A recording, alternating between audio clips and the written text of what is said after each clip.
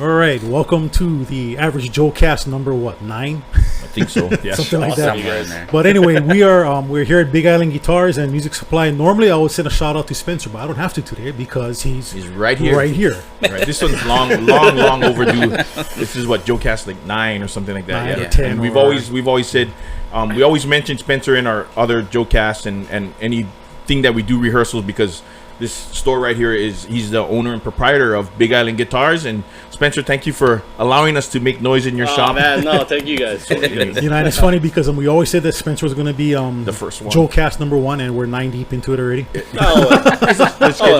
Don't Still feeling the love, you guys. Yeah. but thank you for spending time with us. It means so much to us for Roger. Easy. But anyway, Spencer's a real prominent musician in Hilo. He has musical background and his musical DNA as well. So we're gonna kind of dig into Spencer's history and what's going on, and let him talk about the store and a little bit what's going on with him musically and stuff. So Spencer, give us a little bit of your history, musical history. Sure. So I actually didn't want to play music at all as a kid. Surfer boy. I was a surfer kid, man. Surfer, skater kid.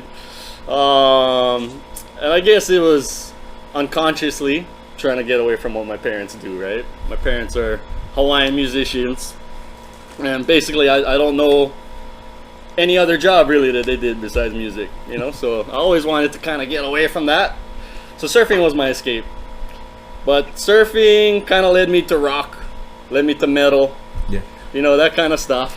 Really, I guess when I got introduced to you, you're kind of already out of the metal phase. Yeah, right. I was kind of doing the singer-songwriter, like hired gun kind of thing, right? So shucks, I didn't start playing the guitar till I was about a semester away from graduating high school. Seriously? Yeah. That's a late start, huh? Yeah. I literally had a math teacher that I hated. I loved math before this teacher, mind you. But yeah, this teacher just didn't show any kind of want to teach. Literally would write formulas on the board, and we show up, and she'd be like, "Here's your assignment, go do it." So I was like, I'm out of here. Not very semester. proactive, yeah. First class, I decided that looked like a cool thing to do was guitar with Wendell Ng. Yeah. Yeah, Wendell, shout out to Wendell. He's very influential with plenty of the youth in Hilo. Unfortunately, I was already out of school when he took over Ambassadors? Ambassadors, yep. So I graduated 03, so yeah, it was that kind of class of 03 ambassadors that I kind of surrounded myself with that last semester of school. I literally just hung out at Wendell's every day at school playing the guitar. Yeah. And I had a buddy who was already like 3 or 4 years ahead of me, just kind of grooming me a little bit. Told me about Wesley Matsuda. Yep. And then that was kind of the history right there, from Wes's first lessons. I maybe took about a month's worth of lessons, and then everything else just kind of propelled me. Was he the one that kind of exposed you to GIT and all that Actually, stuff? yeah, that's a good point. He was the one that hit me to that school for sure. Yep. I didn't think I'd ever go just because I knew how expensive it was. Or even just the whole aura behind that school is a little intimidating, right? Yeah. And if you know Wesley, and if you were a Grom, or I guess that's like a amateur musician, right? I was just using a surfer term. Sorry. Yeah, surf Grom, it's surf term. But we all looked up to Wesley, so kind of whatever Me too. he said was like everybody. Shoot, I'll go do that. With me, I actually found out about him when I was in the military, and that's like late 80s, and I opened the guitar magazine and it was like, Papaiko Hawaii. I was like, shit, it's 4 miles away from where I live. I saw him in a magazine. Oh, so you didn't know Wesley when I didn't you know. lived here? Not at all, because he's maybe... Dang. I guess so. He's a generation above you. 13, 14 years older than me. Yeah. And then I found him, and I said, when I come back to Hilo, I'm going to look the guy up. And sure enough, we came back. I took a few lessons, and he gave me homework. It sucked. I quit. And then we had a band, and then one of his other students, I don't know if you ever heard of Jesse Gold. Jesse? No, I don't know Jesse. He's a couple years younger than me, but he was taking lessons, and he ended up going to GIT. So he left, and then Wes ended up helping us out. That's where Mr. Scary came from. Oh, okay. So, and that was awesome. Dude, that band. That was the band that never was. The best band that never was. Right, that band, dude. The few clips you shared online, every time, like, wow, the energy on that stage is pretty mean, Yeah. So that's killer, dude. That's killer. So what about some of your like your band history, your background, like some of the musicians and stuff you played with? Yeah, I was actually kind of quick to get into bands. Within the first year I started playing, I already kind of linked up with some kids jamming in a garage doing Weezer covers. We Weezer. basically played the Blue Album from cover to cover. You know, Sublime, Green Day, and then some of the crazier like Mars Volta. Oh, Mars Volta. You know, that kind of guys, right? And then after that whole little dealio, playing a little bit more metal, Rage Against the Machine, new metal kind of stuff, I would say, not metal. Here at the Moel bandstand or whatever, garage parties. And then I linked up with Rob Yamanoa, who became a pretty prominent. I actually played drums for him at one point. Oh yeah? Yeah. Oh, killer, man. Shoot, that would have been fun. That would have been another chapter right there. But man, Rob, I gotta say,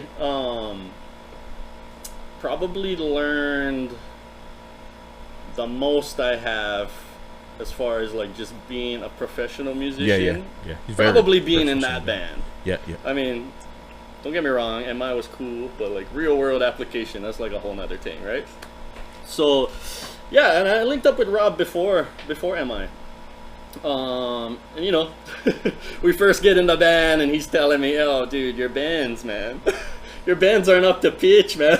Yeah. You know? So I had some hard truths to swallow with joining that band. He was, you know, running his ship and very conscious. Yeah, very uber very professional. Experienced too, though, you know. So he knew what he wanted to hear, and he knew I wasn't quite reaching that. So I do appreciate that, you know, because it was constructive criticism. It wasn't like, "You suck." Well, I had that. I've had bandmates, like mentors of mine, tell me flat out, "You suck. Fix it tomorrow." Yeah, man. So I mean, Rob kind of had a lot of that kind of like guitar player stuff, like tone. Tone was huge for him. He's a full-on tone snob, man. Right, man. And so I learned a lot about guitar tone playing in that band. And again, I was coming kind of from the hard rock metal thing where guitar is all out front, right? To this singer-songwriter thing where I'm like the support now, right? So that was a whole nother learning experience to kind of play guitar, write parts for the song. So yeah, like I said, I mean, a lot of my mannerisms, my intuitions kind of come from getting groomed during that period. Yeah. So I owe a lot to Rob, for sure. So what about your time when you were in MI? Did you get to do any side music while going to school? Okay, yeah, when I went to MI, I was definitely shell-shocked being in LA, coming from small old Hilo, where everybody's super friendly and very open, you know, like, "Hey, come join my band, blah, blah, blah," you know, to like people like, "Well, what have you done?" Right? You know? Who have you played with? So I was kind of standoffish in the first year, but I did manage to kind of jump on some studio sessions and do a couple of like smaller showcases for songwriters. Again, because that was kind of my niche at that point, right? I was kind of used to supporting these solo artists. So I did a few showcases. It really wasn't until I graduated from the program that I actually joined a band. I joined two bands. I joined one reggae band. In California? Yep. Really? Like a Cali reggae band. Oh, like so Sublime-ish. A little bit more hip, right? It's not just chucking. Oh, sorry, Hilo. It's okay. People hate me because, but whatever. People know what's up. When I say Cali reggae, people know that it's kind of like this blend of rock and reggae and Latin, right? So there's a little more going on than just island and reggae kind of vibes. So I had that band, kind of fizzled out. I really enjoyed being in that band. The people in that band was really awesome. But the band that ended up getting a little bit of traction was this solo guy who I think he was a little ahead of his time. Kind of weird, because like now I'm watching artists and hearing what they're producing, and I'm kind of like, wow, that's what this guy Obi was trying to do back in the mid 2000s, you know? Because before I joined the band, he had only an MPC player and a bassist, and then all he was looking for was a guitar player and a drummer to add on to that, right? So he kind of wanted to bring to the stage this really polished, the whole idea of playing with tracks, and right, that's what the MPC kind of brought, right? That whole level of polish and production, right? So that one was fun. We did a few showcases for his uncle, who was a member of Earth, Wind, and Fire. Yeah. Oh, or okay. Earth, Wind, and Fire, apparently. But nothing ever came out of that stuff, man. And, you know, Jason was joking about bass players before we started this. Was Scott here when you guys discussed Yeah, that? Sitting there. But honestly, in response to that, Jay, if I was smart, I would have learned how to play the bass before I went out there.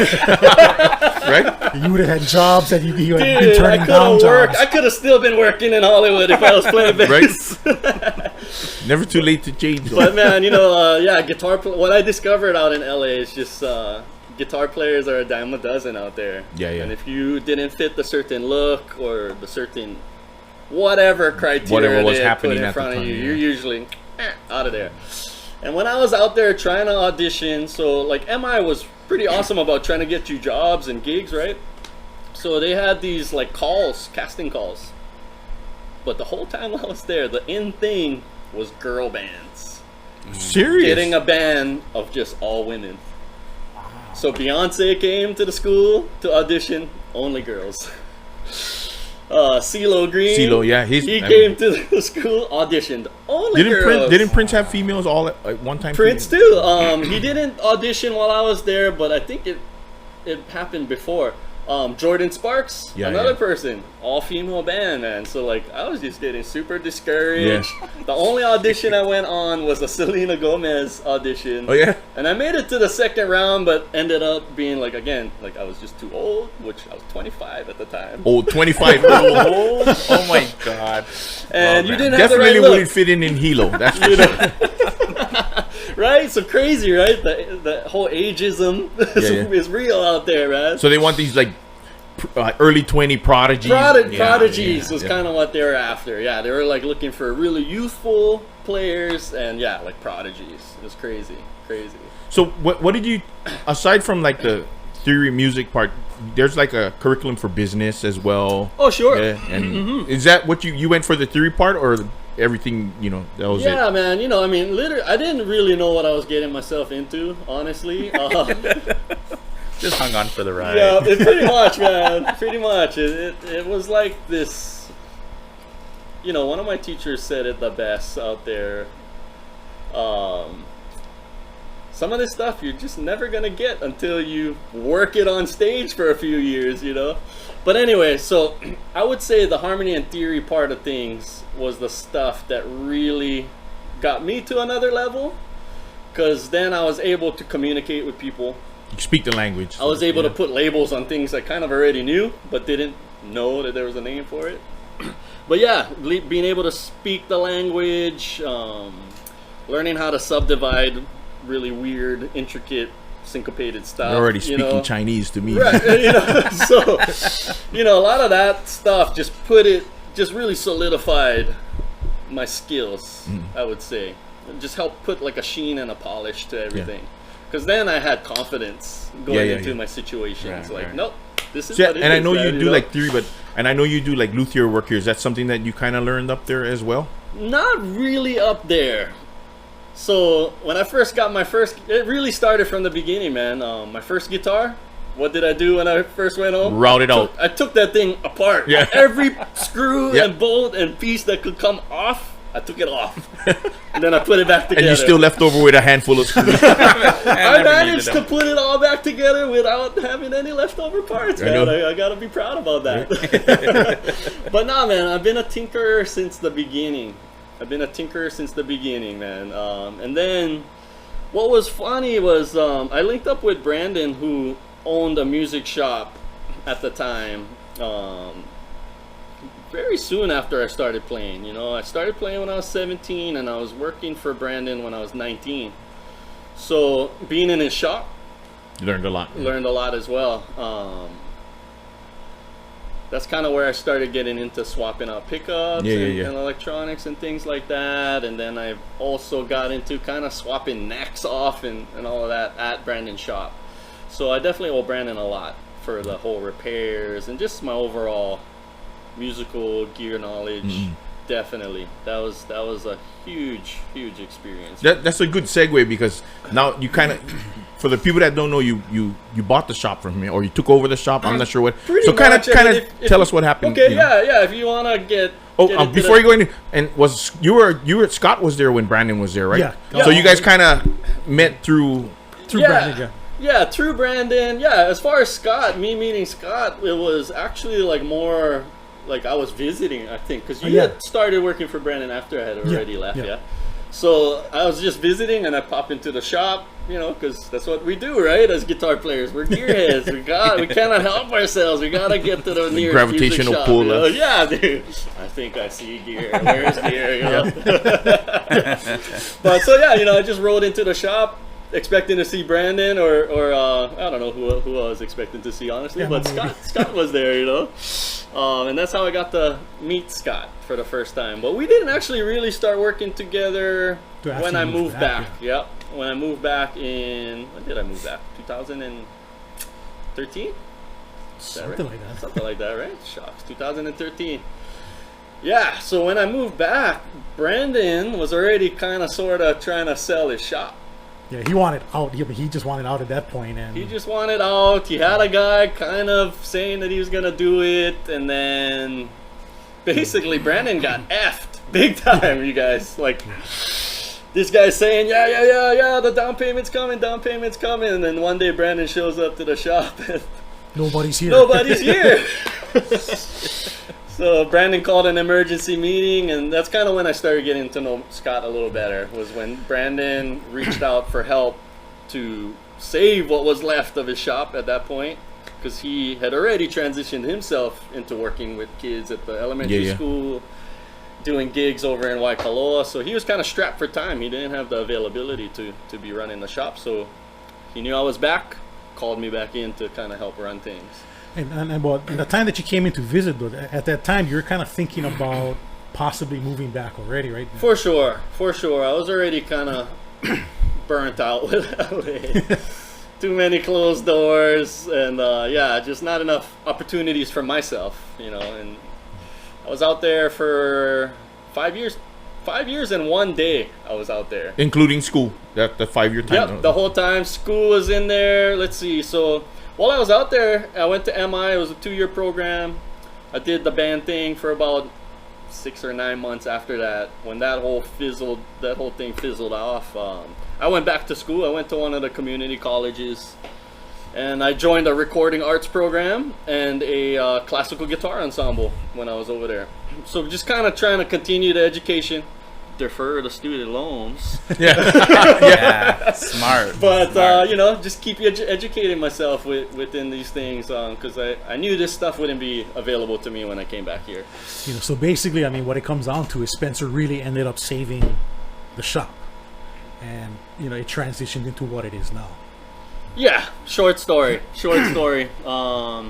Yeah, I just bought his inventory, and then because I knew I couldn't take over his lease, I wanted to change the name anyway. So I was like, "Hey, Brandon, like, let's figure out what you got in the shop. I'll pay you for that." Yeah. You know, and then we moved the shop down here, and since September 2015. And how's it going? It's going pretty good though. Yeah, you get It steady. is, man. I think you have your own following and your own. For sure, you know. for sure. And what's cool about Hilo is, man, Hilo really goes out of their way to support local. Yeah. Right? Or Big Island in general. You know, I get customers in Kona who will call or come down, check to see if I've got the stuff. And if they can wait, they'll usually wait. Yeah, But if it's in a hurry, they'll usually tell me, "Oh, sorry, man, I need it faster." You know, I'll go on Amazon, which, hey, you try it, man. You know, Yeah. I couldn't service you, so hey, all the power to you, man. I really appreciate you for checking with me first, right? Yeah. So yeah, man. Hilo is super awesome. A lot of regulars. I mean, this kind of just the community in general, right? Hilo is a small town. Everybody basically knows everybody. And I think because you have roots here and because you're an actual musician, I think people kind of gravitate, from what I see, you know, to the store. Right. You know, and I just like to be a nice guy too, right? Yeah, so yeah. I just treating everybody with respect. Yeah, that's why I said this one's long overdue. You're supposed to have been the first one. This planets didn't line up then, but Yeah. then yeah. So you know, on the family, you know, what's Yeah, man. You know, I'm lucky to say that I've been with the same girl since I'm 19. oh, Yeah, Yeah, I do consider myself lucky because if I went to LA as a single dude, who knows what kind of mutant I would be. So she right actually now. went there while you. She went there. She was up there while you were in school too. Yeah, you know, we kind of had a little almost breakup, little deal before I moved, but she ended up deciding to come with me, so I was super stoked on that. Oh, that's cool though. At least Yeah. you had somebody with you, you know. So For sure. You know, what was real unique about our situation up there is we kind of had a little community built in. This is a part of the story I kind of skipped over. Wesley had hit me to MI, but it was really my buddy Ryan Teanio, who was already a student up there, who was hounding me the whole time he enrolled. From the time he enrolled, it's like, Spence, you gotta get out here. You gotta get out here. You gotta get out here. And he's the real push to get into MI. But yeah, so my family got my girlfriend who moved up with me to the mainland, ended up proposing to her at the Getty Center on 12/21/12, right? She's a weird number person, so she was super appreciative of that. And then we recently just had a kid about two and a half years ago.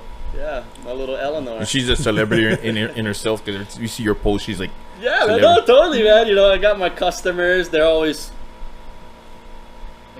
you know. never mind that. The kid Yeah, is a no, celebrity. exactly, man. It's funny. Some customers are like that right off the bat. They open the door, they see the crib, they come running back here to say hi to her, you know. So it is cool. It's super So cool. for the ones that are watching the Joecast, what advice would you give from what you've learned trying to get into the school while you were there, and you know, just what would make their experience a little bit easier? Yeah. A lot of people are probably gonna hate me for this one because they've heard it all their lives from their parents or mentors or whatever. But there's no substitute for hard work, right? There's no Absolutely, yeah. substitute for hard work. A lot of people, especially these days, I feel are looking for little shortcuts, right? Because we get everything so easy nowadays, right? I feel like some of the new generation don't quite get the amount of hard work that goes into attaining something cool, you know? So yeah, hard work, man. Find something you're passionate about. Doesn't have to be music, but if it is music, awesome. Just know it comes with a lot of work and sacrifices if you want to be successful at this, for sure. Because there's no corporation behind you, you know, like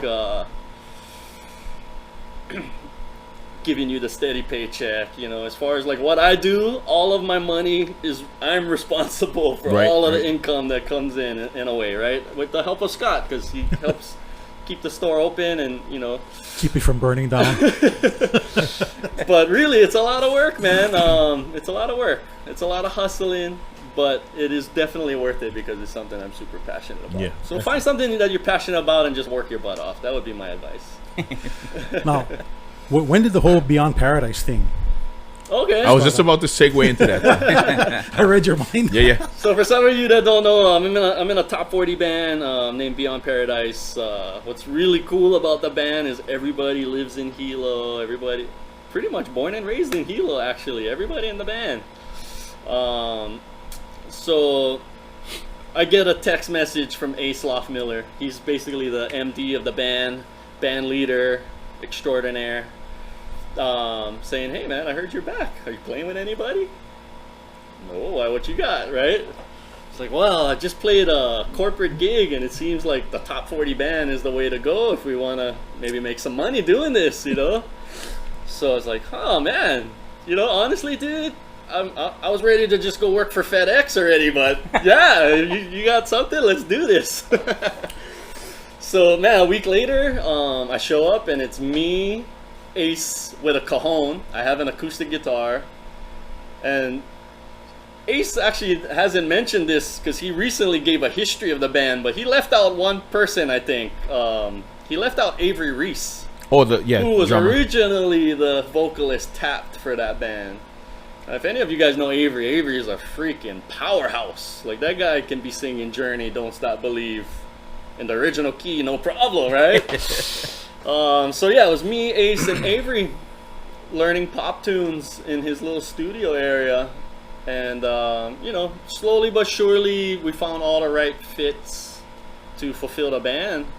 The funny story is Jamie Hamano. I don't know if you know I know Jamie Jamie, Hamano yeah. personally, but he's the funniest story. So let's cut back to when I'm in MI. I'm literally in MI, walking to a class. I'm looking at like where am I supposed to go? It's kind of like the beginning of a semester, right? I don't know where this one class is, so I'm kind of like looking down, head down, while I'm walking through the hallways. Literally shoulder check somebody. Jamie, whoa! I never know you. What are you doing here? It's like, I'm here for band rehearsal, man. My band's rehearsing right in this room over here. I was like, I'm going to school here, man. Cut to 2013 or 14 when we're kind of trying to start this band. I'm walking out of the music shop to my other job, and I literally bang into him again. What the hell are you doing here, Jamie? I moved back. Me too, man. So, cut to Ace looking for bass players. I go, dude, I don't have his contact info, but I know he went to the same music school I did, and I love his personality. This guy named Jamie. He goes, I think I know Jamie. Hamano. I was like, I don't know his last name. I literally only know him from being in my friend's band, and I knew that he's from Hilo. So, lo and behold, he looks up in the phone book. Calls up Jamie Hamano's house. And I think their family owns like the sheet metal shop. Exactly. And who picks up is Jamie, living at his mom's house again. So that was the funniest story. Literally banging into him in two different parts of the world and ending up in a band with him. And that was funny because prior to this band, I was in the project, kind of similar band to what you guys had. Yeah. And I think came out at the same time, and I'd see Ace put up hints. Okay, this band's coming. I was like, who is these guys coming out? There can only be one top 40 band in town. You know? I was like, and he dropped another hint.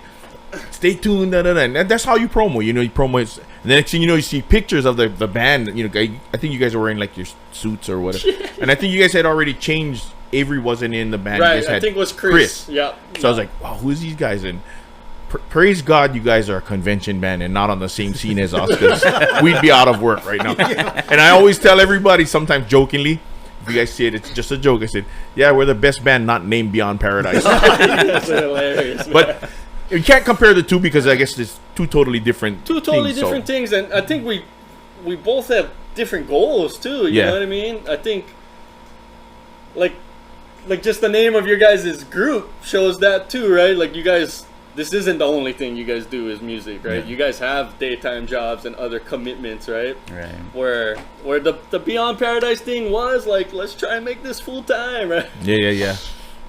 Obviously, it hasn't quite gotten to full-time status because I ended up opening up my own music shop in the interim. But it's fun and it's really worth it. But the main thing is we're having fun over there. For sure. You know, but I think you guys are doing it the kind of the right way. Like a lot of the bands here, they expect, because I know Ace hustles. Ace is on. Ace, and for us, that's my thing. If you want jobs, you got to go and get the jobs. Like a lot of bands here, they're like, we're just gonna wait around and let the venue hire us and then demand what we want. No, like if they take lesson from anything you guys are doing, they hustle. Ace seems like he hustles a lot, and you guys get a lot of good gigs. So and that's an important thing too. Like Ace is a solid leader. Like they say, right, it all trickles down from the top. So I think him being the leader of the band really makes it a solid thing for everybody, right? Because I mean, not only do we love and respect Ace, but we also want to make sure we're pulling our own weight. Yeah, you better keep up with him because that guy hustles, dude, man. So. Exactly, man. Exactly. Yeah. So it's just like the guy hustles and he leads by example. So yeah, right. And then even not only his hustle, but just his demeanor and his mannerisms and the way in which he handles conflict is super, man, very impressive. He's definitely a guy I've been trying to model my behaviors and habits after, for sure. But anyway, so that's like your guys' band is you guys get all, but it's mostly hotels or yeah. So I mean, so we're a convention band. We do a lot of top 40 kind of stuff at the hotels, a lot of private events. It is kind of cool. It's a lot of fun actually, man. I would But you enjoy guys do this. a lot of specialized stuff too, right? Because Specialized. you have clients that want a certain type. Right, of, yeah, okay, sure, yeah, the headaches, right? The headaches. I was just gonna say, sure, you guys band get all these good gigs, but they don't see the other side of it where, It's a lot of work. yeah, you guys, it's a lot of work. So Dude, like, yeah, there's moments where, like, my baby's sleeping, I've got headphones and my electric guitar and some paper, like, I'm trying to, so yeah, it ends up being a lot of work sometimes, but back to what the advice I was saying, right? As long as you're passionate about it, you're willing to put in the hard work, right? As long as you're passionate about something, the hard work. It's like a labor of love. Yeah, totally. kind of what Scott was saying. What is the weirdest Okay. request that you guys have had? Like the weirdest like music that you guys. Okay. Polka. Here we go. Hey. Probably, maybe it wasn't the weirdest, but definitely the hardest request we got was for a themed event Oh man. where it was 60s. Serious. So we literally had to fill 3.5-4 hours of 60s music. Just 60s music. You guys got some balls for even taking that gig, man. I would have been nope. Sorry. Yeah, so Let me give you this number. that was a slow build, man. It was probably a few months of just adding two songs until we ended up with like 3 hours worth of music. Yeah, but Yeah. because of that, now you guys' catalog is real diverse. Oh, It's totally, super man. diverse. Yep. But we, I would say the hardest ones is the weddings. Yeah. And I think that's any wedding, whether you're getting paid good money or not good money, right? Like doing it for Kokula. Because the Bridezilla stuff is real, right? Yeah, right. You're gonna get text messages up until downbeat about what song choices we're about to make on stage, right? So yeah, weddings probably the most stressful in general. What's funny about the weddings though is most time the bride ends up being pretty chill at the end, but She's probably drunk. leading up to it, it's usually like, oh, like we'll send them our set list, and Ace will get back a set list that's like all X'd out. So that's real, not uplifting. Right? It's like we kind of envy you guys, but we're glad we're not in your shoes because we just show up like a bunch of outlaws, and what it is what you're gonna get, and you're gonna like it. So, I mean, you even say that in Yeah. in the show. yeah. Or disclaimer. Yeah, and the Please feel disclaimer. free to keep your requests to yourself because we don't do them. Yeah. Hey, there's some tricks to that, If you get multiple requests, you don't call out the specific request. You just say, hey, this next song's by request. Oh, You know what I mean? I can use that one. As long as it's kind of in our set, right? You know what I mean? We just say, oh, this next song was by request. Yeah. But we were going to play that thing anyway. Yeah. I love it. You know what I mean? That's a little workaround. Go talk to Brandon Nakano about how to get around requests, bro. That guy is the master. Well, either that, what we usually do is, do you guys play this song? It's not on our set list, so no. Oh yeah. I would go. We have the average Joe's disclaimer. Feel free to keep your request to yourself. We won't do it unless it's on the paper. No Mustang Sally or electric No slide. electric slide. Yeah, I see that. If it's too loud, you're too old. There you go. I love it, man. And I like that you guys stick to your guns.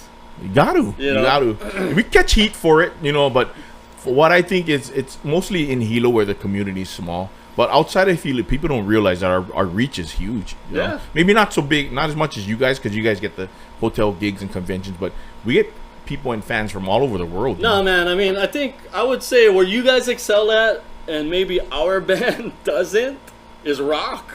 Oh, really? And what's funny is we've been noticing this lately is Don't do rock, so we can be the only ones to do it. Stay away. Stay away.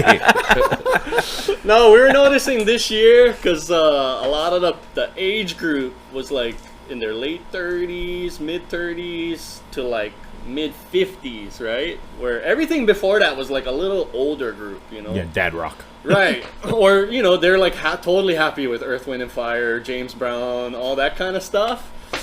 But you start getting the groups that are like between 30 and 50, and then you start getting, play something harder! Oh, we got that last gig. Play something And matter of fact, it was the harder! old guy. It was the old guy said, play some rock and roll, man. Yeah. So So he I broke would out. say Did we that's do Joe Walsh? I think, was it? We did Rocky Mountain Way. Rocky Mountain. nice. Nice. Yeah, so that would be probably our fault, is not having enough of that high energy, like arena, stadium, or just even party rock, right? Just party rock in general. We don't have a good bunch of that. I kind of stole this from the Motley Crue documentary where Nikki Sixx goes, "Well, we're trying to bring an arena show to a club." That's us, man. Dude, yeah, Bring man. that That vibe to the- line stood out for me inside of that trailer. Yeah. I remember hearing that We're line. trying to in bring the an trailer. arena show to a club, and that's what we do, you know. Yeah, totally, man. Totally. Yeah, You guys got your solo sections, right? You know, feature Grayson, feature you. Lights and smoke. Well, his fog machine broke, so we Yeah. Damn. so. Damn The it. only thing we don't have is a 10 foot Joe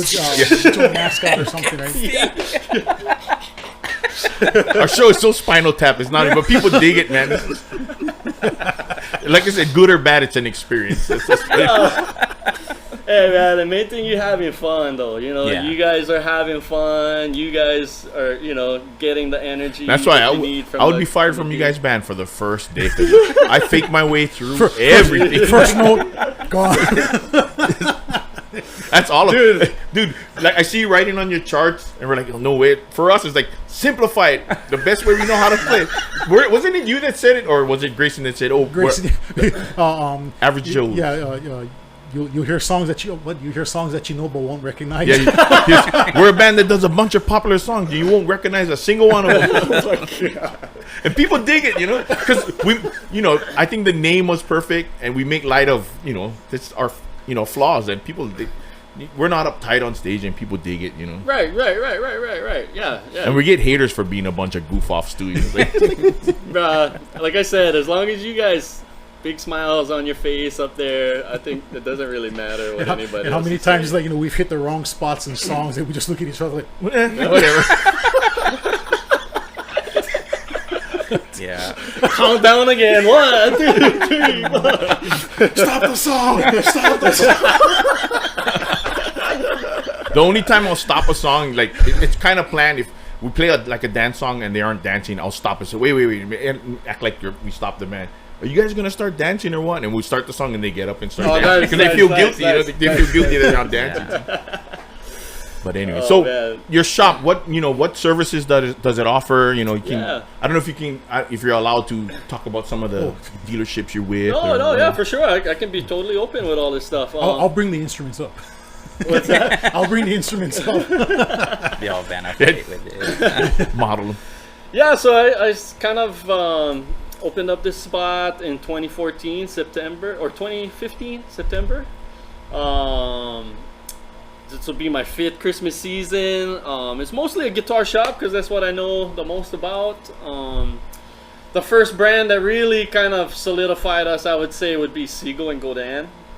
As far as just bringing some kind of legitimacy to the shop, as far as not just carrying a bunch of used equipment, right? So Godin and Seagull has been really huge for us.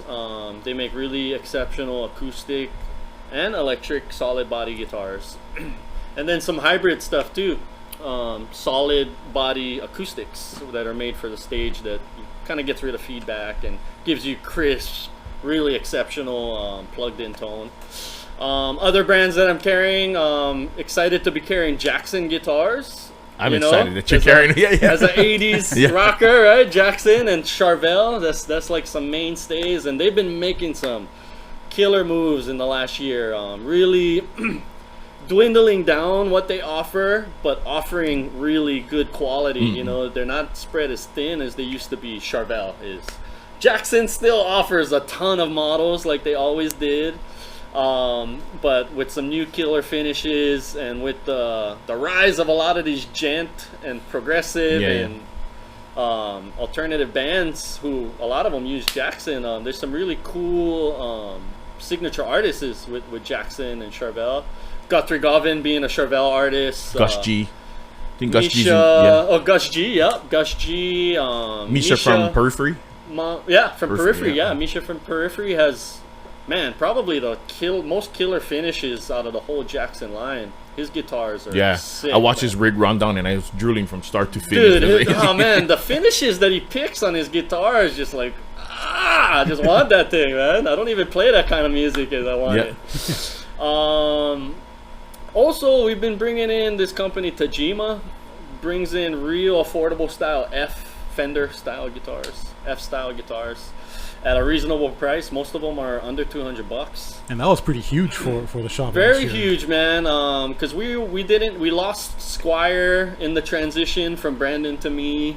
We lost Ibanez in the transition from Brandon to me. So we did lose kind of like those companies that would target that beginner, intermediate level clientele. So Tajima was huge for us, bringing a lot of quality to the $200 price range, man. I mean, I ended up buying one for myself and used it on a bunch of BP gigs until my tuning key broke off when the guitar fell off of a stand at the gig. But other than that, $200 guitar, man, playing these high profile gigs. Super stoked. Other things that we offer here at the shop is lessons. Obviously, me going to MI, I offer some private guitar lessons, 30 and 60-minute sessions. I also do beginner, intermediate bass, beginner, intermediate ukulele. And then I also do some harmony and theory lessons. I've kind of gotten into that this year. Just some, guitar players who've been playing a long time but have no idea about harmony and theory. That would be me. So that's what I've been kind of getting into that. I have a couple of really good guitar players that decided that they wanted to kind of fill that gap in their musical toolbox. So I've been helping out some guys with that. And I've actually been getting back into the whole repair thing since being in the shop. Really hammering it, man. Shoot, I must have I could even tell you the number of guitars that come through here every week. Maybe 20, 25 guitars a week, Yeah, and you basically filled in a void that was kind of left when what was his name? Was Alan? Yeah, Alan at Music Exchange. He was the guy. was the guy. Yeah. He was the guy. He was my Yoda, man. Yeah, dude, for sure. I mean, I would still call him up if I had a question. He's a hard guy to get in touch with though these days. A little bit older, getting older. Yeah, no, for sure, and I'm sure he is tired of answering those questions. But yeah, that's become a pretty big part of the shop is servicing the instruments around town. Somebody might be cleaning up their grandpa's closet and they want to get back into the guitar and they see grandpa's guitars all beat up and dusty and moldy in the corner. I'm the guy that brings it back to life, basically. I love that, restoring a guitar that's just been neglected and breathing some new life and, presenting it in such a way that somebody wants to pick her up again. I just get really sad when I discover these guitars, for sure. I mean, if you want to see some of his work in action too, check out your Instagram, Oh, or even your thank Facebook, right? You got the Yeah, stories. yeah. So I mean, Instagram's probably the best social media for me right now. That's where most of the content goes through. Some of it makes its way over to Facebook. But most of it's on IG. Most of it's. I like IG. your Big Island Guitars. Like when you're showing guitars. new gear and you play it. That's for me, even being experienced. He's playing a guitar. What is he playing over there? Oh, cool, yeah, man. I'm sure I'm not the only one that sees it. So that's cool when you do that. Man. I'd like to get into that more. And shucks, I mean, hearing stuff like that makes me want to do it more, because I get a little self-conscious about. Doing that kind of stuff, right? I think we all do. I think we all get a little self-conscious about having our playing out there and, not playing with the band, so it's all exposed. It's just me playing, right? It sounds like, did I just do that? Yeah. So, but I am feeling a little more comfortable in my skin with that. So maybe more gear demo videos to come in the future. Yeah. But yeah, at Big Island Guitars or at Big Island Guitarist. Yeah, and your hours and days? Okay, yeah, Monday through Wednesday, 10:30 to 5. Mr. Scott is here every Thursday. Thank you, Scott. You are the man. He lets me have a day off with my daughter every week. That's what I'm doing on Thursdays. I'm usually hanging out with my daughter at the zoo or something. Yeah. But Scott's here 11 to 3 on Thursdays. Then I'm back here 10:30 to 5 on Friday and 10 to 2 on Saturday, close Sunday. All right. Yeah, and that's half day on Saturday, mostly so I can go gig on the weekends. And then a lot of your gigs aren't public gigs; they're mostly private gigs. Yeah, I mean, it's definitely transitioned into that the last 2 years. It's been bulk, mainly private. Yeah. private parties. Good, stay there because weddings. we'll be out of a job if you guys ever decide to. Yeah. But I mean, the first couple years, kind of like how it goes, I guess. But we were playing anything that people would want to hear us Yeah. at. We were doing choke charity stuff the first year, and we still do charity stuff if people approach us. And that snowballs. I guess even for us, we do a lot of the free stuff, knowing that it's gonna get exposure and lead to other stuff later on. Yeah. Or even if what we bring to the table helps their cause, yeah, all for it. Or even just to fill the space. You need us to fill the space to make the event happen. That's cool too, That's cool too. Yeah, we're not afraid of that kind of stuff.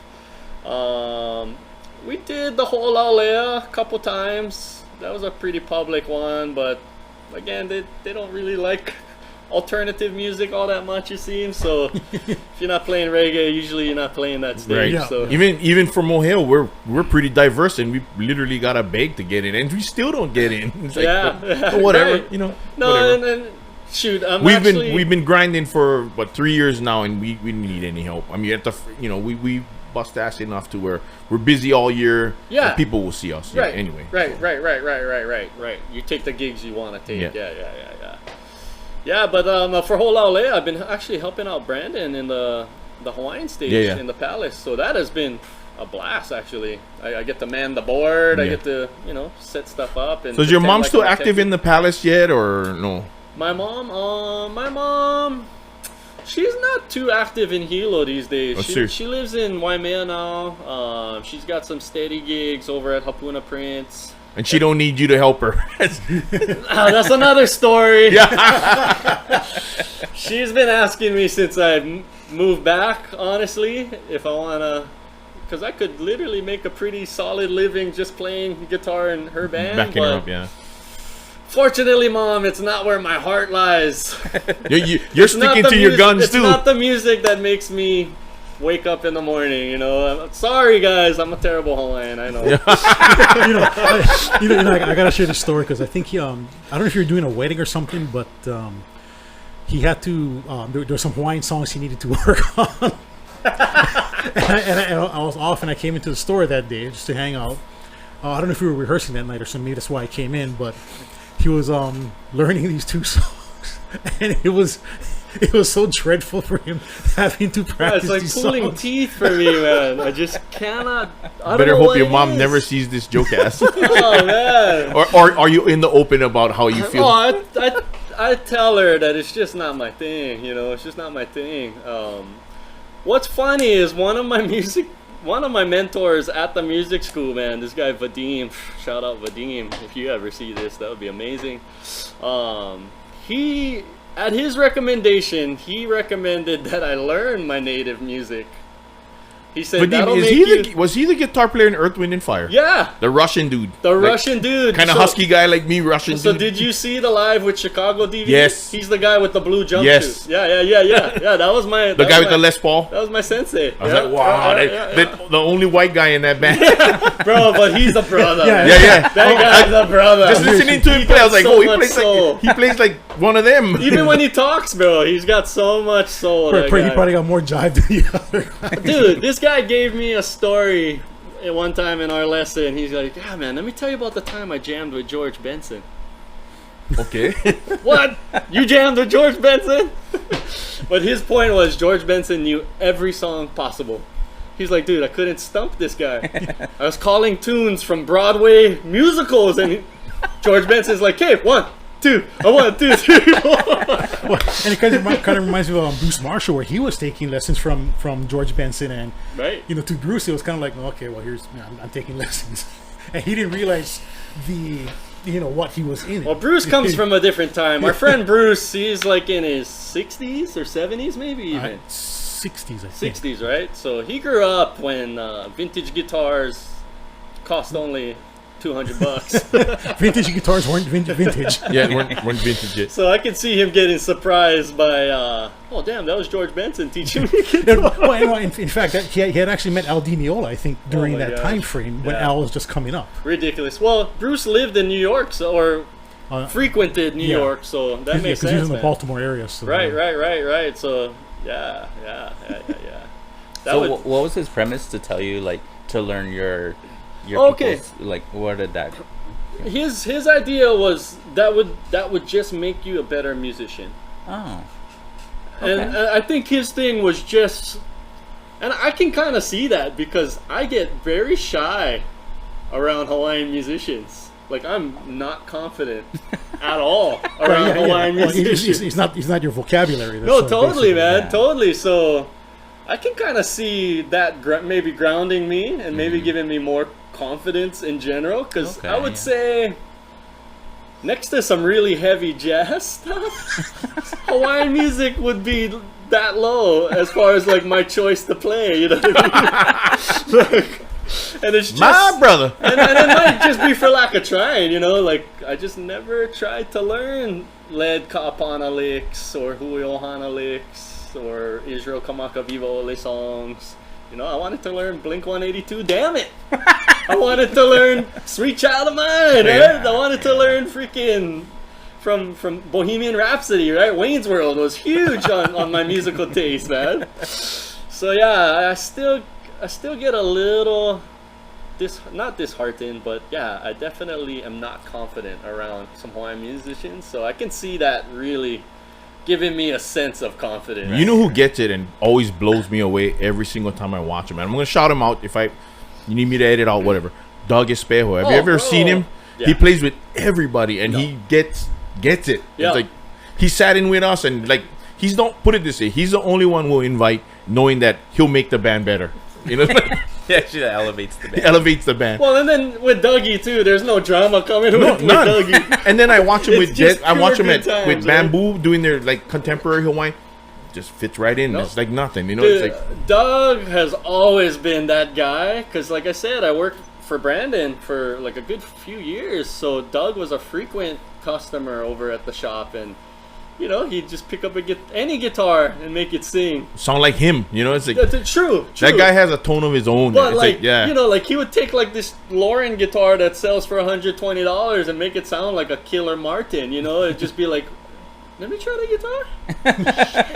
Yeah, I watch him and I'm amazed every single time. I'm like, Yeah, wow. no, I always Doug- tease him. I say, man, when I grow up, I'm gonna be just like you. Hey, and then I mean, you put a bass in his hand. Oh god. Oh my, What? he's even a better bass player. What? Like wow, that guy's got some. He's groove, got the mojo, Yeah, man. Yeah, no, Doug, whatever you're eating, man, you gotta share the secret. Yeah. You gotta share the secret. I always, when he plays with us, I always introduce him and say, I base my life on this guy's teachings, man. And he's so low key, no drama, you know. Yeah, yeah, He's he's a- all about the good times. He's an right? absolute Yeah. animal on the guitar. Animal. Man. And of course, the only time he ever got stumped was when he played with us at Laverne's at one time. Oh yeah, Oh, gosh. But that wasn't because of his musical ability. yeah. It was he was Something he was else. pleasantly distracted. A lot of That is the one of time. sights to Was it take you in. he told or you that he said? How do you guys even play? How do you guys concentrate? Yeah. We won't go into details, but Laverne's was the place to be that night.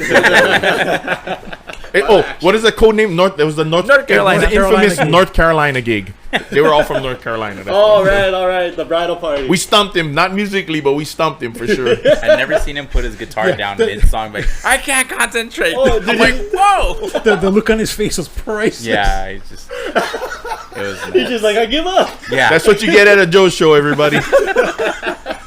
Right on. But anyway, Spencer, we don't want to keep you any longer. If you got to go, you can go, and then we'll continue on. But everybody, Spencer Ahuna from Big Island dude. Guitars, prominent guitarist in Hilo, Thank all you, around Spencer. nice guy.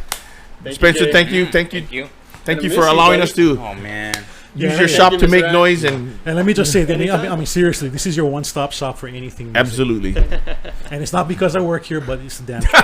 You guys need strings, guitars, amps, come on down, cables. everybody. And we try to promote the shop as much as we No, can. I know, And so I love it. yeah, Thank you guys. this is whether you like it or not. This is Average Joe Central. So, I love it. No, man, I love it. but So Right one more on. time, your Facebook, Instagram, and you also have a website, yeah? Your Oh yeah, website, yes yeah. I do. So on Facebook and Instagram, it's Big Island Guitars. On IG, I do have a personal guitar player account that I'm trying to get some traction. That's Big Island Guitarist. yeah. But yeah, and then the website is BigIslandGuitars.com. You have a YouTube channel also, or you trying to get that going? Big Island Guitarist would be the YouTube channel, which I'm trying to get some content going for that. Sweet. But yeah, Spence, thank you so much because, like, tell everybody when we talked to him, if it wasn't for you in the shop, there would be no Average Joes. So, Oh man, yeah, easy. thank you. It was an easy choice. Thank you, Scotty. But we'll let you be on your way. We know you're here all day and we got family and stuff. Spencer, Ahuna, everybody. Thank you, everybody. And then us three will go on a little while more and recap some stuff. But all right, everybody. Spencer, man, thank you. Later. Thank you, brother. Have a good one, bro. Spencer Ahuna, everybody. All right. All right. So that was Spencer. Come on down, check him out, everybody. This is this. Thanks, man. Spence. Take care, bro. This is the place to be to get all your one-stop musical needs. As you can see, the guitars and amps in the background. Just not a shortage of stuff that you need here. But anyway, while Spencer makes his way out, let's recap a little bit. So when was the last gig we recapped? Oh, Last gosh. gig we recapped. Oh, the last time we had a Joecast. Oh, Brewfest. We didn't recap Brewfest. All right, Spence. Later, bro. No, we had the Brewfest. Brewfest and then the after party. After Yeah, Brewfest. that's Well, so what do you guys think? About the Brewfest and the after party? Brewfest, I think, was really, really good. Good exposure gig, and just overall went well. Yeah, the show part went well. I mean, of course, the crowd's kind of into their own thing, so it's kind of hard to get that interaction. But we still you couldn't hear it. But if you watch the video or listen, the parts where we're doing the interaction, you could hear it, but you could hear a little bit, but you wouldn't be able to hear it clear because they were far away. Yeah. A lot of people were screaming. But Yeah, and that was a pretty cool one because just the amount of people that came through that particular And got to see us, event, yeah. And then of course the after party was after party was pretty crazy. hopping too, Yeah, so- at Nani Yeah, Loa. that one was Thank you, nuts. Rotary Club and Doug Espejo for getting us that one. That one was cool. Thank you so much. Hopefully we Big do it thank again. yous, big thank definitely. yous there. But then the after party was cool, and then the week after was what? Queen's Court, yeah. 4th of July. 4th of July. 4th of July. Yeah, that was And that was amazing too. Yeah, and I think the feedback from that was really good. I mean, because Yeah. even the management Said they'll emailed have us you, back. and, Sure. they really appreciated the energy that we put out there. So, and that's what we've always prided ourselves on. Yeah. And then what was after that? Oh, Laverne? No. We did Wyoli. Wyoli, yeah. Yeah. Wyoli was interesting, to say the Wyoli's least. interesting. Next. Yeah, no, and it was only because of the volume constraints. And for anybody who's ever seen us, we are not a quiet band. It was almost painful to play, and some of the stuff that the lead singer said might have got us in hot water. So, but we weren't expecting to go back anyway. If they have us back, great. If not, we weren't expecting to go back anyway. And of course, the stupid lead singer had to open his mouth and Big take shots at mouth the other guitarist. bands there. But hey, I state facts. Can't help. Hate me or whatever, but that's you want to hit me up or comment, whatever. But I was just being me, and that's what makes us us. But like I said, it was fun, and people came, and I think for the feedback from the staff that the energy was high, the music was different for sure. The place was kind of full, and the music was different and good, and the energy was high. But like I said, of course, we're not a soft band, and we didn't get any complaints about the volume. But I did upset the manager with some of the stuff I said. And I remember Surprise there, Right? Ryan. nothing new to us. And I remember thinking that some of Jason's fills are kind of like, it was like, oh shit, it's kind of loud. He's It using really wasn't- chopsticks. Yeah, it really wasn't loud out there. And it was He's like, using chopsticks. It's painful to watch him try and play his drums. I tipped my drumsticks with marshmallows. Yes. But no, it was a good gig. If they have us back, great. If not, whatever. We weren't expecting to go back anyway. Oh, and we got a shout out to Jeremiah and Blue. Oh, yeah, they celebrated Jeremiah and the Blue. anniversary with us. They kind of made the evening. It was fun. Yeah. They got up and jammed on a couple songs. Jeremiah and Blue Augustine, they were on Joecast 8. Yeah. What 8 was it? Something No. like 6. 7, yeah, whatever. 6. Whatever. Somewhere around there. Somewhere around there. But they're good friends of ours. Prominent metal power couple in Hilo. They're absolutely genuine, great people. Yeah, They and came- watching Jeremiah bust a move. Oh yeah, he was dancing. He came on. They hung out, sang some songs, Yeah. and Did that make the final cut for our video? yeah, it's in there. It's in there. I gotta go watch it Yeah. so I can laugh. And then they sang "Dead or Alive" with us, and they were like in our faces the whole time, like a metal concert. I think we were doing like Michael Jackson, and Blue was like right in my face. It's like, that was cool. It was great, though. But anyway, what do we got coming up? Well, we did Laverne's this Laverne- past oh yeah, Saturday. And Yeah, that, Laverne's, we yeah. needed that one. I mean, we like- so needed that like one. I said, man. we were jonesing because we hadn't been there last month, and it was like, yeah, it definitely. Basically, it's made like up going for on a it. trip to Europe and coming home. We came home and it was like, man, we so needed that one. But yeah, what do we got coming up? We have Hilo Town Tavern. Tavern this Saturday. Yep. And It's the man's last Hilo gig, everybody. Let's not go there. So yeah, We got jammed. well, we went there. Lucky Grayson's not here because he would go there again and again and again. Or our keyboard player's not here anyway. He's prior commitments. Yeah. But yeah, come on down, everybody. It's bittersweet, but we're gonna make a it's going to be a great show as always. And I'm gonna light my drumsticks on fire. fire. So, and then after that we got three other ones. So Yeah. we're gonna. we have a I private told one, him he's we going to have- be playing till he gets on the plane. So which I is think pretty it's much going to be the literally that, case. Yeah. right. But anyway, come check us out, everybody. Facebook, Instagram, Twitter, Reverb Nation, YouTube channel is Shredboy808. Come on down, check us out. We're at the tavern this Saturday. I'm gonna try and get this video up maybe tomorrow. Big shout out again to Spencer Ahuna and Big Island Guitars. I'm the Reverend, I'm Jason. I'm Big Sexy. and we are Average Joes. Thank you guys for coming on out and hanging out with us. So come on, support. We really appreciate it. And there's no show like a Joe show, everybody. Peace out.